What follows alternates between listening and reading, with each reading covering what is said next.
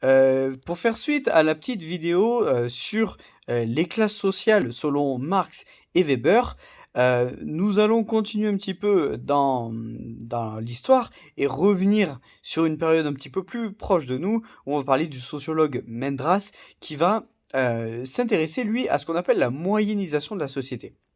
La moyennisation, c'est quoi?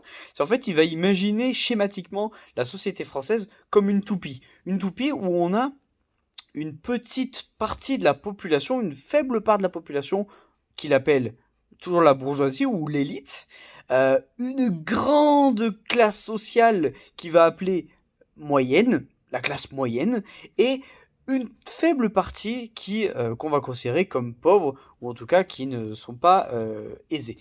Et donc, en fait, si on fait un petit peu avec le parallèle aujourd'hui, c'est quelque chose qui peut encore s'appliquer aujourd'hui. Quand on fait un sondage, par exemple, dans la rue, et Imaginez, je suis sûr que vous l'avez déjà entendu au moins une fois quand vous discutez avec la famille ou etc.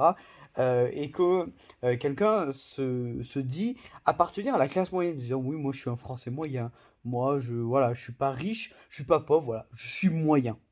Voilà. Mais ça, c'est quelque chose qui revient de plus en plus. Et effectivement, on s'est rendu compte que à partir du début du XXe siècle, quand une grande masse de population commence à avoir accès à des objets de consommation quotidienne qui avant étaient juste accessibles à une élite parce que trop cher.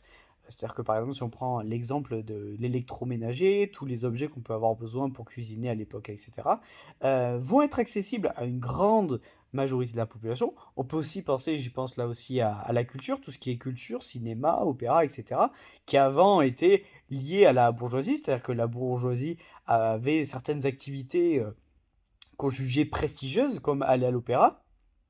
En fait, c'est des activités, des objets qui se sont démocratisés, qui ont été rendus accessibles parce que les prix ont diminué à une masse beaucoup plus importante, et ce qui ont permis à une partie de la population qu'on considérait comme pauvre, ben, d'être considérée maintenant comme moyenne.